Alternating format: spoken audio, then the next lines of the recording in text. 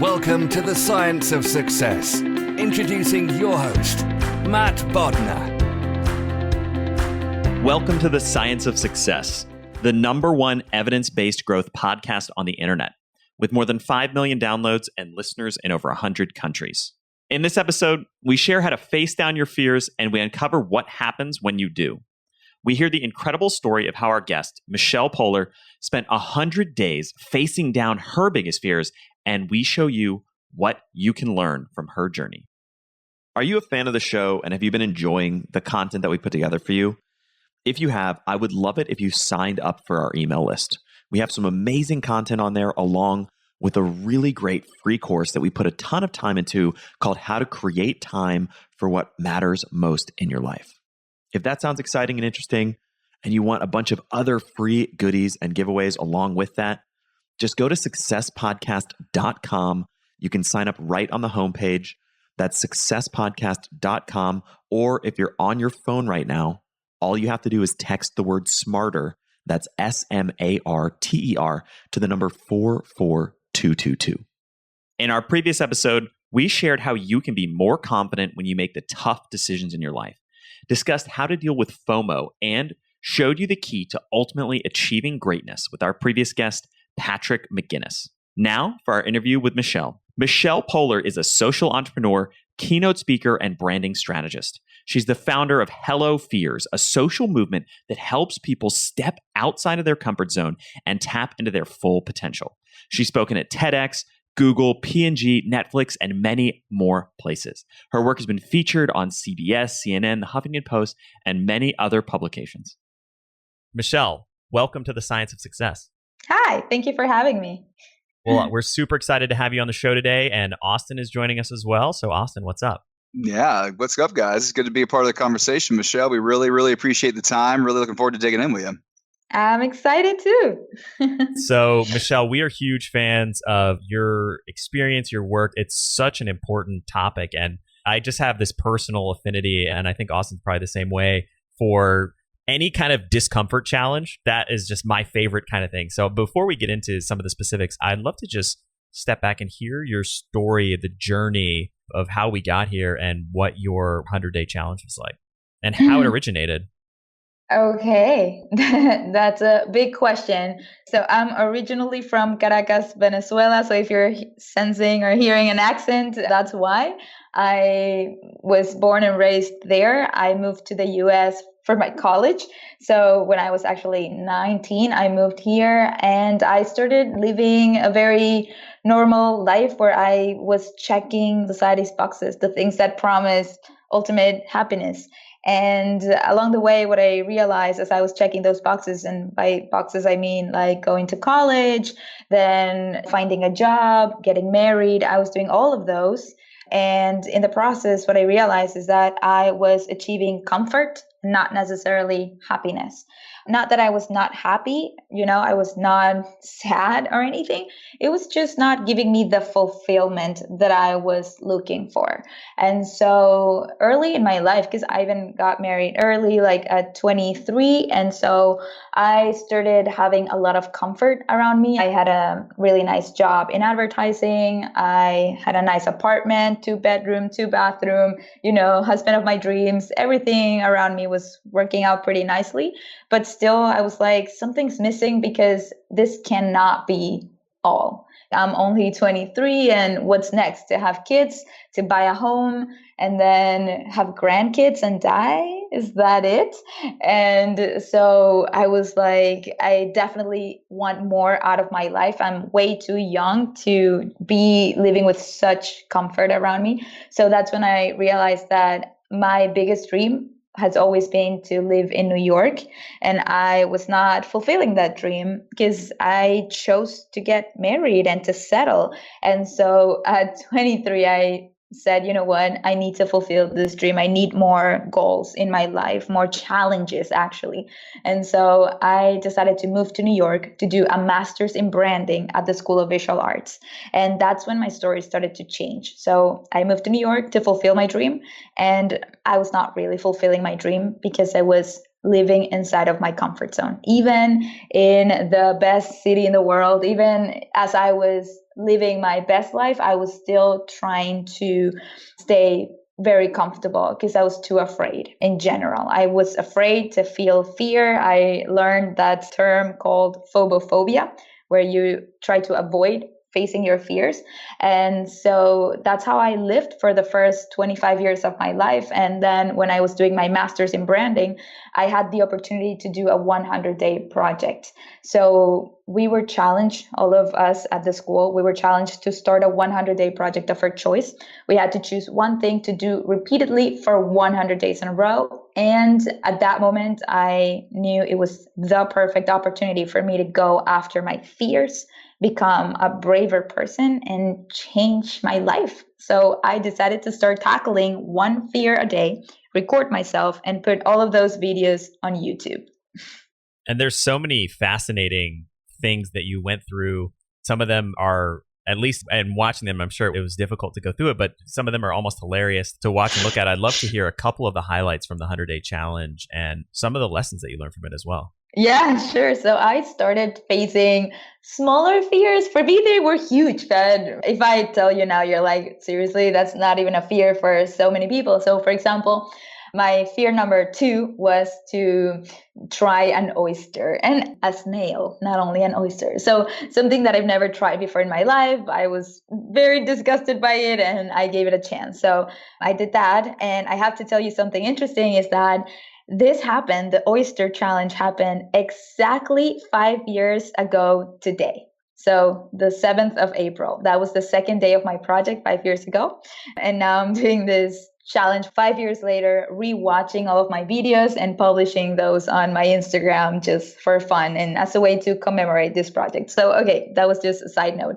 But then I did like getting a Brazilian wax or holding a cat for the first time in my life. So all of these things can sound small for a lot of people, but for me, those were things that I was avoiding throughout my life, and they limit my life in different ways, like driving at night and things like that. Well, around fear number 40, my project went viral. It was all over the news, all over the world. And at that point, I decided to challenge myself to face bigger fears. And so that's when I started tackling things like skydiving, holding a tarantula, posing nude in front of a drawing class, speaking at TEDx.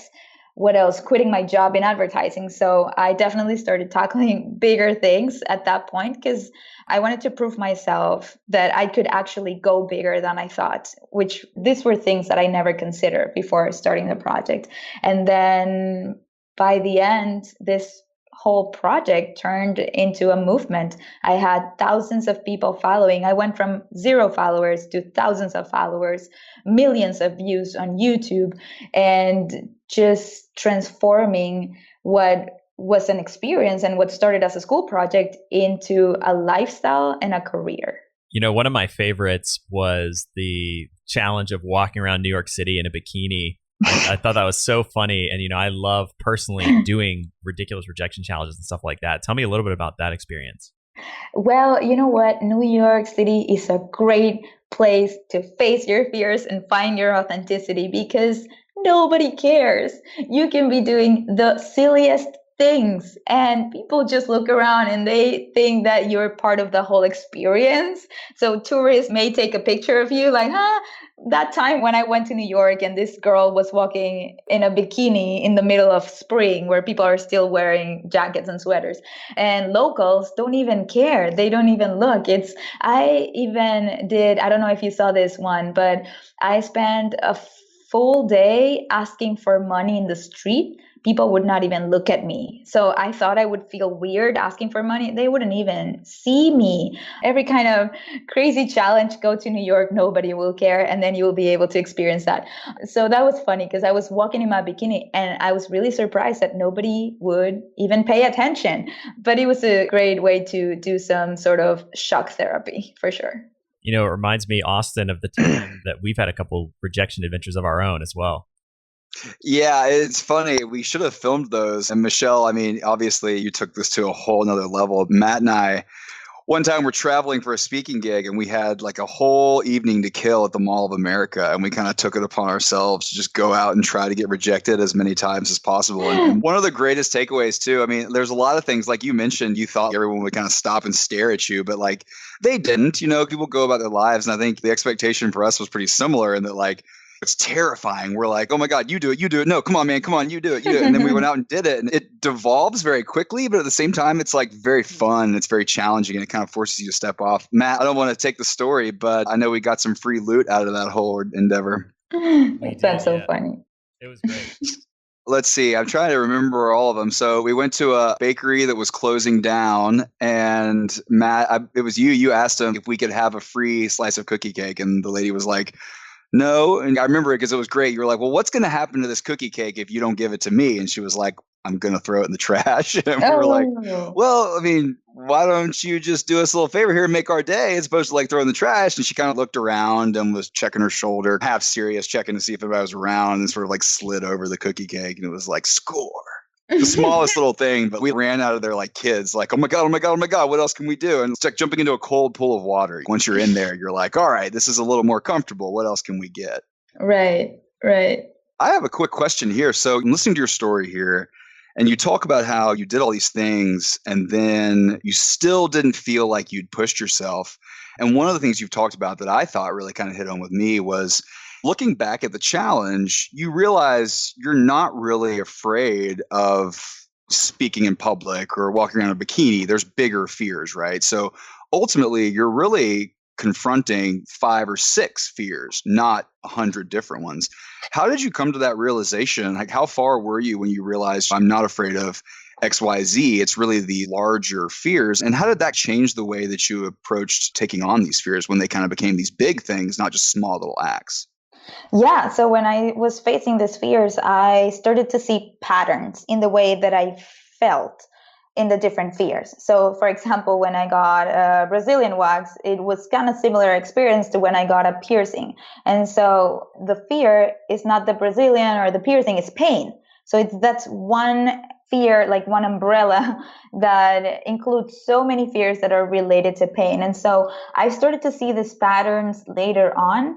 And what I did is I put all of my fears that I was facing on Post-it notes, and I started to put them together. And I was like, this fear and this fear kind of felt similar, and this one felt similar.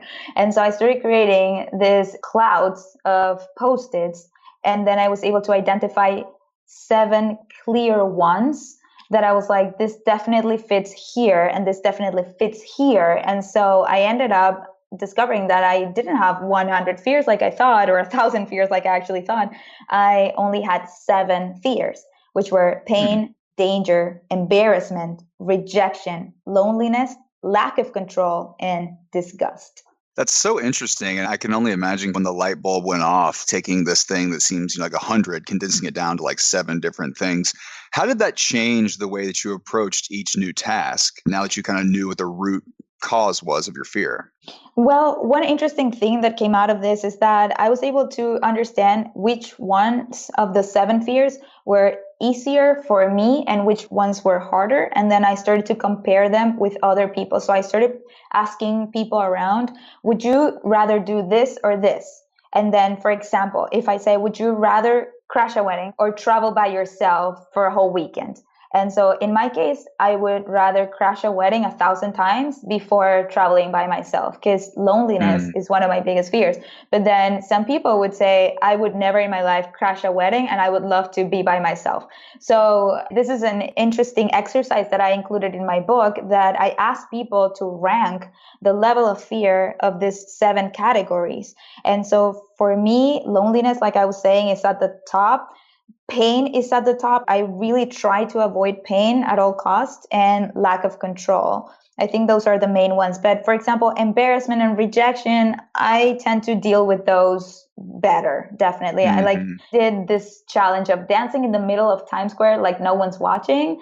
And it was not as bad, it was a little bit intimidating at the beginning, but I had so much fun. And then some people watched that video and they're like, I could never do something like that. But they don't care about getting piercings or tattoos or things that are so hurtful that I would never consider them.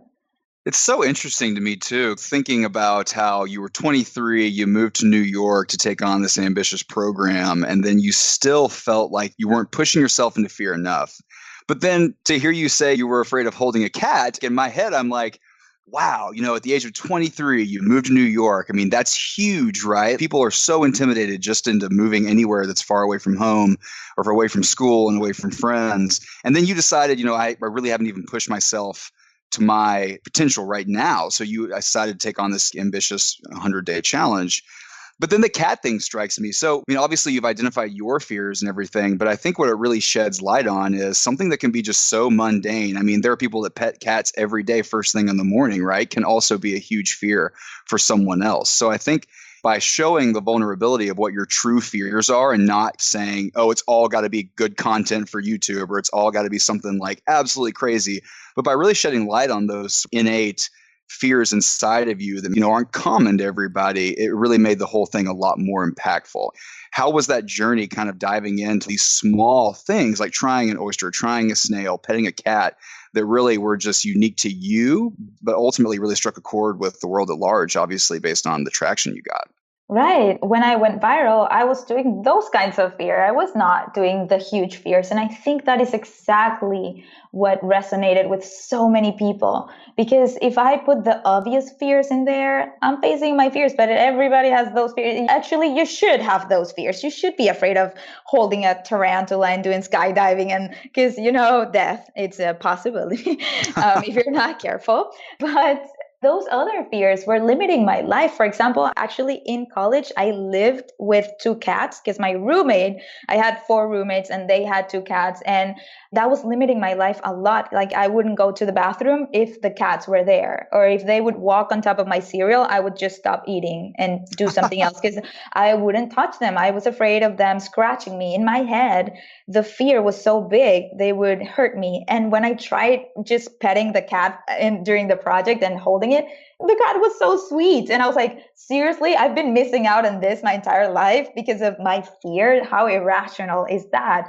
And so I was starting to build my confidence, but I had to start with the little things. And that's what people resonate with, because we all have those fears and it's a taboo topic. Not a lot of people admit they have those fears. And so I didn't have a problem just putting myself out there and challenging myself in that way. Yeah, and I think that's really partially why it struck a big chord, is it wasn't macho crazy things. It was extremely relatable. And so people might see your channel and think, oh, she was afraid of petting cats, and like learn that. And it just makes it so much more relatable than someone who's constantly skydiving and swimming with piranhas and everything that would be in a lot of ways expected of something focused on this, but not really what reality is, right? Yeah. Mm-hmm.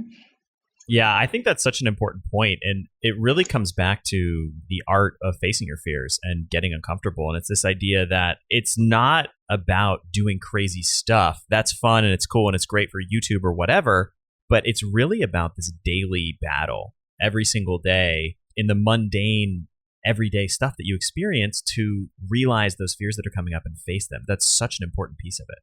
That's a really great point. And actually, the whole project was very physical because I had to capture all of these experiences to upload them to YouTube.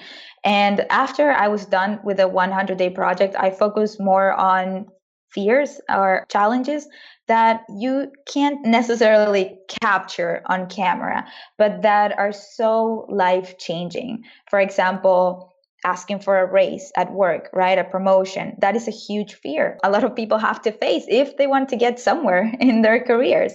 Promoting yourself, exposing yourself on social media, asking for a divorce, launching a new project. Those things, you can't put them on YouTube, right? But those are the big challenges that will take our life to the next level and will get us closer to our dreams. So that's what I started focusing more after the 100-day project. And that's how I was able to build a community of over 75,000 people on Instagram that they just want to be challenged on the day-to-day to become who they're meant to be. I'm so curious. There's a lot I want to unpack from what you've already shared, but just coming back to that experience of being afraid and then really stepping into facing your fears. What was that experience like to actually be in the moment, to face those fears? And what were the fears like when you really encountered them up close? Well, they were never as bad as the way I had them in my head before. That's one of the main takeaways that I got from this project, that before facing those fears, they were just so big and the worst case scenario was going to happen for sure. That's what we tell ourselves. And during my entire life, I just kept holding myself back from so many experiences because I thought that the worst case scenario was what's going to actually happen. But when I started to face my fears during the project, what I realized is that actually you are more likely to experience the best case scenario than you are to experience the worst case scenario. So day after day, I kept experiencing that things were not as bad as I had them in my head before. And so whenever I went to the next fear, I had a little bit more confidence within me. So I would challenge people to start facing those small fears and build up that confidence, because then when you encounter bigger fears, then you're not expecting the worst. And that's so important, because the fear is at the end what we tell ourselves. That is what it is. The actual challenge is never that. And I was able to prove that to myself day after day. So when I was in it, while I was in the fear, the entire time I was like, it's going to be horrible. It's going to be horrible. It's going to be the worst. And then suddenly it was not, day after day. So I created an emoji meter for the project. That was like a tool that helped me measure my fear before, during, and after each challenge that I faced. And that was really helpful for my audience to understand, because not every fear was terrifying. Some fears were more scary than others for me. And so that way I could communicate that. And always the fear was definitely bigger before, during was not as bad, and after most of the times was way better.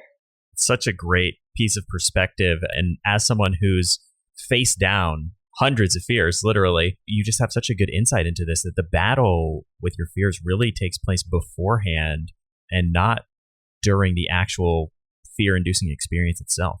Yeah, exactly like that. So I'm curious, thinking about that process of facing a fear and going from the very beginning of, okay, I'm afraid of this, all the way through to the other side of having experienced it. How do you think about the life cycle of fear and really facing our fears? So that's a great question. And the first step to facing a fear is the time when we acknowledge that we are afraid of something. So, for example, let's say that a friend of yours proposed an idea, something that you've never considered, right? Let's say that someone tells you, hey, do you want to come this summer with me to Africa to volunteer? And you're like, what? Maybe you never even considered doing something like that. And when the idea is proposed to you, is how you react what tells you if this is a fear or not. So if you're like, yeah, let's totally do that, then you're not afraid of that. Let's not talk about that because it's not in this topic. But if your first reaction is like, let me think about it, I'm not sure, you were not expecting that kind of proposal, then maybe you're identifying something that is outside of your comfort zone. And that is the first step, when you identify that you're afraid of something. Then the second step is to ignore the fear. That's where we automatically go as human beings, because when we face something that we are not comfortable with, our first reaction is to ignore it, like look another way and forget about that for a while. Most of the people just stay there and ignore their fears over and over again, and they continue living a very comfortable life, doing the things that they already know, hanging out with people that they're familiar with, and life becomes very monotonous for a lot of people because of that. So the other kind of people that are a little bit more adventurous would come back after that, after ignoring it for a while, maybe a few minutes, maybe hours or days, and then come back to it and say, but what if I actually do that? And they start thinking about the best case scenario if they do it. Then at that point, you start to plan your fear. You're going to do this. You're going to take that risk. You're going to embark on that challenge. And maybe you have to set up a strategy. Maybe you have to call someone, just plan the whole experience. Or if it's just to say something out loud, like ask for a raise, you start to plan how you're going to say these things. So that's the planning stage. And then from there, before getting into the action stage, which you would assume is next, there's always this hidden stage in the middle, which I call the WTF am I doing stage. And that's the stage where you freak out. And it's the few moments before you take action. And it is inevitable. As human beings, we are immediately going to start thinking of the worst cases scenarios, right? All of these negative thoughts will start to pop into your head, telling you things to try to convince you not to do that because it's unnatural. I mean, it's your fear talking, your comfort speaking, and it will tell you things like, don't do it, you will regret it. Who do you think you are? All these things, right, that we tell ourselves. And at that moment, it's really important that we overcome the WTF stage in order to get to the action stage. A lot of people, and I would say most of the people, just drop the ball right there. And they convince themselves that this was not a good idea in the first place. And they come up with 1,000 excuses why they shouldn't do that. And that's it. They continue living their monotonous life, go back to their comfort zone. But those who actually take action, I've been studying that and I've been trying to understand what is it that makes someone go from the WTF am I doing stage into the action stage. And I came up with my own tool. You know, the typical question that we tend to ask ourselves or other people when they're about to face a fear, and we do it with the best intentions, which is, hey, what's the worst that could happen, right? You ask yourself that sometimes? Yeah, absolutely. Yeah. So that question, I got it a lot because I was facing my fears over and over again. And people tend to ask that. And they're like, but think about it. What's the worst that can happen if you hold a tarantula or if you go camping or if you, whatever, dive with sharks? Well, sharks could be really bad. Like dance in the middle of times where like no one's watching. And the worst case scenario, yeah, maybe it's not dying, but it could be things like hurting your ego or crushing your confidence or getting rejected or being embarrassed. So there are many other worse things that could happen. So that question is not really helpful. And what I did is I changed the question around, I flipped it around, and I started asking myself, what's the best that can happen? Because when you ask yourself, what's the best that can happen, you start to focus on the rewards instead of in the risk. The risk will always be there. We're human. That's the first thought that we have in our mind. But we have to train our brain to go the other way around and think about the rewards. And as I was trying to better understand this, I actually encountered a research from this psychologist called Jeffrey Gray. And he says that in our brain, we have two systems, the behavioral inhibition system and the behavioral activation system. The behavioral inhibition system responds to risk and stop us from taking action, or we take action based on our fears. And then the behavioral activation system responds to reward. And it's exactly what encourages us to take action based on the rewards instead of in the fear. And so asking yourself that question, what's the best that can happen, is all about focusing on the rewards. So think about it. If you're about to, let's say, in my case, present in front of 20,000 people, right? That's my job, but still scares the heck out of me every time I have to do one of those big presentations. So if I'm backstage and I'm only focusing on the things that can go wrong, and I'm like, what if technology fails? What if I say a joke and nobody gets it, nobody laughs? What if nobody pays attention? What if people start to leave in the middle of my presentation? I'm only thinking about the worst case scenarios. But if I ask myself intentionally, what's the best that can happen? Immediately my mind goes to the moment that this is all over and I have a huge smile in my face and I'm saying, I can't believe this went amazing, that everybody laughed, that everything went according to plan, that technology worked, that I did one hell of a job, and all of these positive outcomes that are most likely going to happen. So it just changes the way you walk into your fears and it encourages you to take action. So after we take action, which that is the action stage, of course, then we go into the celebratory stage. And that's when we feel very proud of ourselves for accomplishing something that was hard to do. And so I can tell you that during my entire life, I never actually felt really proud of myself because I was only, like I was saying at the beginning, checking boxes. I graduated because I had to graduate. It was not a big challenge for me. It was just something I had to do. And then I got married and I did all these things. And I never actually felt that feeling of being so proud of myself because I did something hard, something despite my fears. And that's what you experience when you intentionally decide to face a fear and you survive on the other side, which is what is most likely going to happen. That's such a great turnaround. Instead of asking yourself, what's the worst that can happen? focus on what's the best that could happen. I really like that. It has helped me and now thousands of people. What's going on, everyone? This episode of The Science of Success is brought to you by our incredible sponsor, Best Fiends. That's Best Fiends, just like Friends, but without the R. I am absolutely in love with this game. If you're looking for a fun way to pass the time while engaging your brain and enjoying some truly breathtaking visuals and a gripping story, Best Fiends is perfect for you. I play this game all the time. It's a great way to improve your problem solving, learn to see sort of the big picture strategy to plan out your next move, and it's really just a ton of fun in general. I'm at level 80 right now, and I have to say the game continues to evolve and requires new strategies to get through various levels based on your goals. It totally keeps you on your toes, but it really never fails to be a fun experience.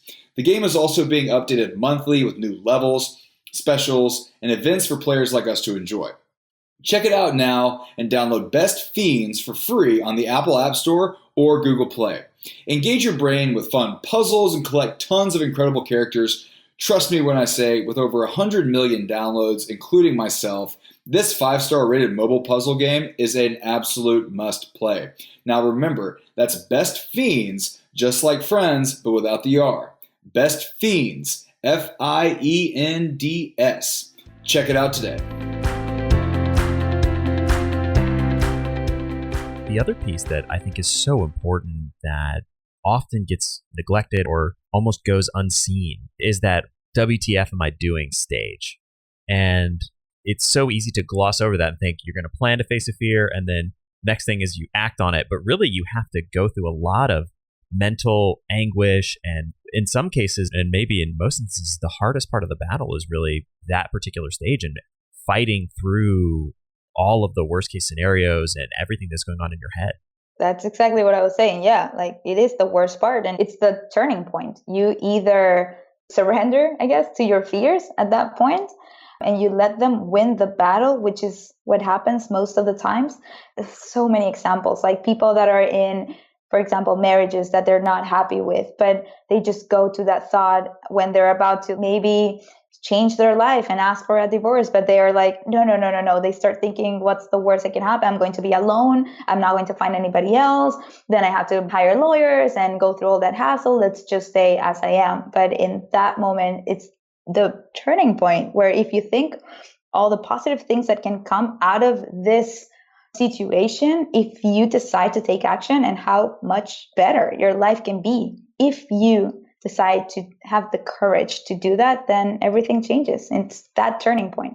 So I want to jump in here and I want to focus on what happens down the road a little bit, because I think it makes a lot of sense and it's very valuable for the audience to even have the takeaway of, focus on the best, focus on the positive of what can happen. But a lot of times in life, we're faced with choices that will ultimately have good and bad outcomes. For example, if you decide you want to get divorced, keep the example going, but you're afraid of being lonely, well, you may ask for that divorce and then you may wrestle with deep bouts of loneliness after that, just as a natural part of mourning and grieving and moving on. And I know even for you, they say that if you want to see the worst in humanity, take a look at YouTube comments, right? So even for you, like as you begin to gain traction and your name is getting spread around everywhere and things are kind of picking up, you obviously also have that negative reaction from quote unquote haters and people that really just spend their time focusing on the negative side of things. So obviously we start out and we want to focus on the best, but as you go down the road of some of these decisions that are largely good, and there is a good to focus on, but there's a bad that kind of creeps in, how do you kind of keep from focusing on that negative that might be there? How do you ignore the bad comments and focus on the good feedback and the good ones? How do you kind of ignore those bouts of loneliness after maybe being separated from a loved one, but ultimately know it's better for you? That's a really great question, because everything in life will have positive and negative. You can't just escape that. No decision will just be just good or just bad. And it's a matter of prioritizing. What do you want the most? Maybe not what do you want now, but what do you want the most? And so if right now you just want company, then you're going to choose that, even if it's not the right company, right, for you. But if you want the most is to find real love, for example, or the best job possible, then maybe you do have to quit this job in order to find it. And there's a journey that will happen between the time that you take action and the time that you actually achieve something. The problem is the people that don't take action, they will never achieve what they want the most. That's as simple as that. Are you willing to go through that journey and have the possibility of achieving the life of your dreams? Or would you just rather stay in your comfort and never have that chance? So for example, talking about couples and that topic, I wrote a post in Valentine's last year where I normally, what I do in those dates, like special dates that everybody is posting the exact same thing, Valentine's, everybody posts pictures of their loved ones and they tell the world how happy they are, even if they're not. That's what they have to do. And so I'm like, always, what can I post that is a little bit more controversial? What is unexpected? And so last year I decided to post this. I wanted to talk to single people that day. And I'm like, right now you're on Instagram and you are watching so many happy couples, right? As you're scrolling down your feed. You know what? I'm actually happier for you because you have a greater chance at finding real love than all those quote unquote happy couples that are not actually happy, but are posting their pictures here on Instagram to make everybody believe they're happy. But they don't have now a chance to find real love because they're with someone else. So I'm happy for you, single people, that you didn't settle for someone just to not be by yourself. So it's all about that, having the courage to take a leap and trust that if we follow our hearts and we work hard AF, we will eventually get what we want. It comes with a lot of sacrifices in the way, but all of those sacrifices will be worth it if you actually achieve what you want the most at the end. That's a really great point. And I love the content, by the way. That's so awesome. I think being able to go through the negatives of any decision and stick with that commitment, I think, is a pretty good roadmap to show you that you're doing the right thing, right? So if you start this movement that you did, right, but then there's a bunch of negative people reaching out and you choose to focus on that and not on the positive, and you give up after 75 days, then really you probably weren't all in the first place, right? And then same thing if you decide you want to make a huge life decision and maybe this partner is not right for you and you just feel it in your gut and you know it's not right, and then you take action but you ultimately come back. I think that kind of shows that either A, that wasn't the right decision, or B, you're not looking at things through the correct lens of reality. But I really think that being able to put up with and to go through the pain of any decision that may have a negative consequence is really a sign that it's something you truly want to do. Yeah, it is. You have to know that will come with it and be willing to face all of it. And it is also okay to make mistakes. Maybe you think you want something and you have the courage, you take action, you do it, and then maybe that was not exactly what you wanted. And it is okay to say, oh, maybe that was not exactly. Let me find what else was it. But we need to try the things. If we constantly convince ourselves that we should just stay in our comfort zone, we're not going to experience life much, really. We're just going to stay in the same place. Yeah, it's interesting. I kept going down with the relationship example because we were on the road. But on the second thought, if you jump into a tank of sharks because you want to overcome your fear and you realize very quickly, I should not be in this tank of sharks, you should probably get out of the tank. It's not a sign of wavering. It's probably just good common sense. You've used a quote in the past I really loved. It's the enemy of success is comfort, not failure. What does success mean to you? Well, success is very personal.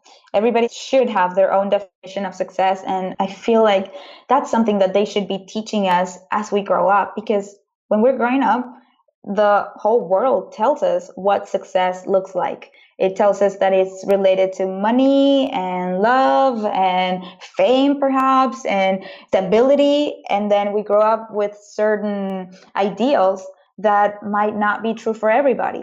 So for some people, yes, that is success, to achieve fame and money and that kind of recognition. But for some people, success can be to have a balanced lifestyle, to be with your family, and be present, not be at work all day long. For some people, success can be just being by yourself and loving the single life forever, and that's it. Or it's so freaking personal that I think that's a question that we should all be asking ourselves, and we should, before we start any project or any journey, we should first define what success means. Because if not, it's like if we're driving somewhere in our car and we're not telling the GPS where to take us, right? Then we would just be turning and turning and turning. And then we would get very frustrated and think, but where are we? Why am I not getting to where I want to be? And it's because you haven't told maybe your GPS where you want to go. And sometimes we tell our GPS that we want to go to places only because that is what people around us expect from us. So if your parents are always telling you that you should become a dentist, and then you put in your GPS that you want to become a dentist and you achieve that and doesn't bring you happiness, it's because it was not your choice. It was your parents or your communities or your societies, like whoever is expecting this out of you. So this is a very, very personal question. And then very few people have the courage to actually take action and commit to their own definition of success, because we're all the time looking around and comparing ourselves to other people. And if we don't have what other people have, mostly people that are close to us, then we feel like we're not there, we don't have enough, or we are not good enough. So it is a matter of defining first and being very honest about it. What is success to you? And then owning that definition of success. And then what I say is that the enemy of success is not failure. A lot of people are afraid to try things that they're dying to do. They're dying to pursue a business or be entrepreneur or whatever it is that they want to do. And they stop themselves from doing it because they're afraid to fail. But to me, the only time you fail is the time you fail to try. If you want to really do something and because of fear, you decide not to do it, you're failing. You're failing yourself. You haven't even given yourself the chance to have success at that. So that's why I say that failure is not the enemy of success, is comfort. Because the reason that we don't try is because we're too comfortable with our salaries, with our partners, with our lifestyle, with being accepted by other people around us, and by belonging the way we were taught to fit in to society. That's definitely kind of a journey that everybody has to figure out on their own. And my definition of success might be completely different from Matt's, who might align a little bit with yours. But it's really something I think that is extremely important for anybody, especially if they're going to reach their potential in life, to understand what that means for them, even if it is being able to go to every kid's baseball game, or if it's working 18-hour days for the rest of your life and buying a private jet. It's all just going to be different. But knowing what that is and having that North Star really guides action, and I think is critically important. And that can also change throughout time, your definition. You said something really, really important, Michelle, that to me is personally my biggest takeaway, maybe one of the biggest takeaways that I've gotten from this conversation, is this idea, really simply, that if you don't take action, you're never going to achieve what you want to achieve. That's how it is. You don't even have a chance. It's like, I love this quote or this post that says something like, the chances of getting something if you try, pretty big. Chances of getting that same thing if you don't even ask for it, 0. When you don't ask for the things you want, you're automatically telling yourself no. You're not even giving yourself the chance to see what the answer to that question is. So I'm curious, coming back to the thing that stops people from acting, as we've been talking about this whole conversation, is fear. What are some of the tools that you found to be really successful for facing down your fears, especially at the hardest parts of the journey? If you're in that WTF am I doing stage, even before then, what are some of the resources and strategies that you found to be really effective for facing down and overcoming fears? Well, so one of the biggest fears that stop people a lot is the imposter syndrome. Right? When you are about to do something that you feel that's what you should be doing, and then you convince yourself that you're not the right person for that you're not good enough. And then you look around and you identify potential people that could be better for that. And you're like, yeah, I would like to do it, but I'm not as funny as that person. So for example, let me never try stand-up comedy because I know a lot of people that are way better than me. Or you look around, you're like, but I'm not as social or as fit or smart. It's so easy to just look around, tell ourselves that we're not good enough, and then continue whatever we were doing instead of actually doing the thing we want the most, at least giving it a try. And so a few ways that I would suggest that we can confront the imposter syndrome. mostly when, for example, we're about to launch something, an idea, we want to expose ourselves. The first thing we tell ourselves is that we are not experts, so we shouldn't be talking about a certain topic. So if you want to start a podcast, right, about something that you're passionate about, and then you convince yourself that you're not an expert on that, maybe you shouldn't do it because there are other people already talking about it. What I want to tell those people is this. If you know more than a group of people, then you're definitely qualified to talk about it. Because we don't need to be the best ones. We don't need to be the most expert ones. We just need to know more than a group of people or have a different approach to it. And so that is something, for example, my husband talks about personal finance. And when he wanted to launch a brand about this to teach people about personal finance, he would always tell himself that, like, no, but there are some people that are way better. I mean, look at Dave Ramsey. He's already doing that. And what I tell him is, first, you know so much than so many people, and they are your potential audience, right? That they want to learn from you. And second, the other thing I want to tell people is, yes, there might be so many people already doing what you want to do, but they are doing it their way, and it's so important that we do it our way. And the way to do this, because it's so easy to just say, do it your way, right? And maybe it's not as easy to implement it, but it's the difference between those who Google how to do things and those who try to look within themselves and find what is their way of doing things. So I would say, don't be the Googler. Like, for example, if you're going to give a presentation and you Google how to dress up for a presentation or how to structure a presentation, I mean, you're just going to end up being one more if you do that. The only way to stand out and do the things in a more authentic way is by asking yourself those questions. How do I want to dress up if I would be presenting in front of others? How would I structure a presentation? So those are the questions that I ask myself. And that is why my brand, Hello Fears, have been able to stand out. And that's why so many people like it and want to be part of it, because it is not one more, because I'm not looking outside, identifying what other people are doing and try to imitate. I'm always thinking, how can I be more me? What is everybody else doing and how can I do it differently? Not for the sake of being different, but for the sake of being me. And for example, I have my own podcast and I decided to do it on the plane because nobody's doing that. And because I travel a lot. So I travel with my husband, with Adam, every single week. Well, not now, of course, because we're in the middle of the coronavirus, but until 3 weeks ago, we were traveling every single week, maybe 3-5 times in a week. And so we spent so much time on airplanes that we decided to launch a podcast that we called it From the Plane. And we bought a small mic that we plug into our phone and we just record our conversations.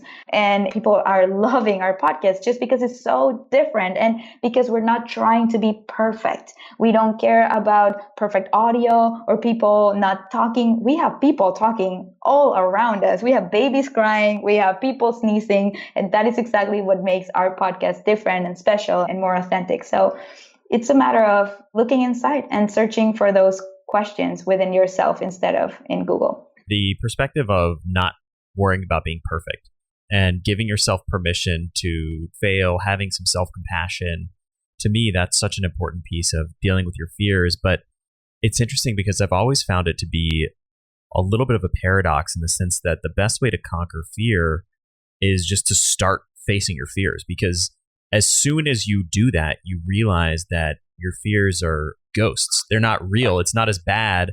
It's not even close to as bad as you think it might be. But until you're willing to just do that with the first domino, with the first time, with the first experience, you're trapped in a prison of your own making. I like the domino effect. It hits home. It's just like that. You face one, you're like, it's not that bad. Let me try it again. And then again, it's not that bad. Let me try it again. And you just go on and on. Yeah, I mean, that's definitely been my experience in terms of you start with one little thing and it comes back to what we were talking about earlier, facing these little battles every single day, whether it's being scared to hold a cat or whatever else. You start with those little things. And then before you know it, you're pushing yourself so much further than you ever thought you possibly could. Exactly. So, Michelle, I'm going to ask for a little bit of personal help here, sort of in a roundabout way, but I know you've spoken about how fear can be generational. I'd love if you can kind of dig into that a little bit more. And Matt and I both have young children.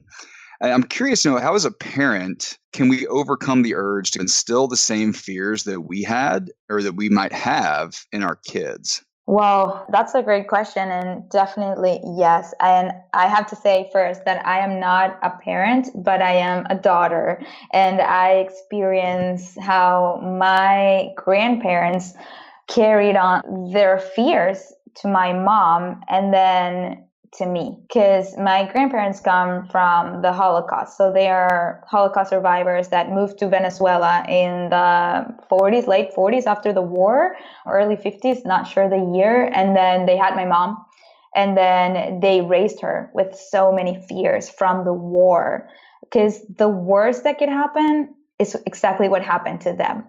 And then that's how they raised my mom, with those beliefs that the worst that can happen is going to happen. And so she grew up being very negative in that way, always expecting the worst. And then she raised me just like that, because those were the tools that she had. And so that's why I grew up being very fearful myself. But at the same time, there's something within me, and I think it's my ambition, perhaps, that I think comes from my dad's side, that wanted to win over those fears.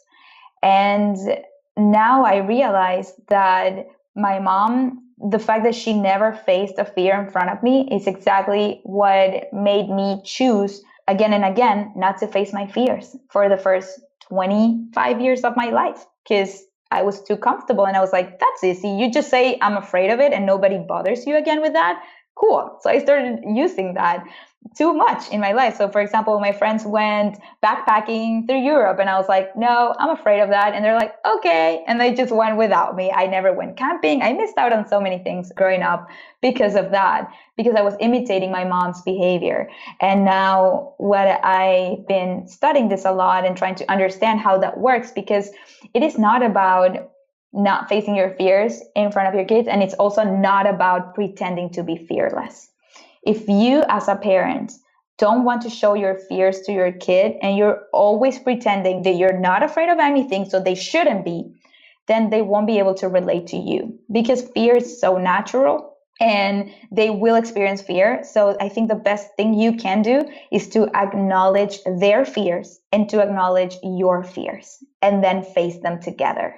So if you can tell your kids when you are afraid to do something, and then you still do it, and you ask them to join you, and they know how afraid you are, for example, of donating blood, and then you ask them to go with you and say, hey, I'm very afraid of doing this, but I think it's the right thing. Can you come with me so you can encourage me to face my fear? Like, bring them into the experience, show them your courage.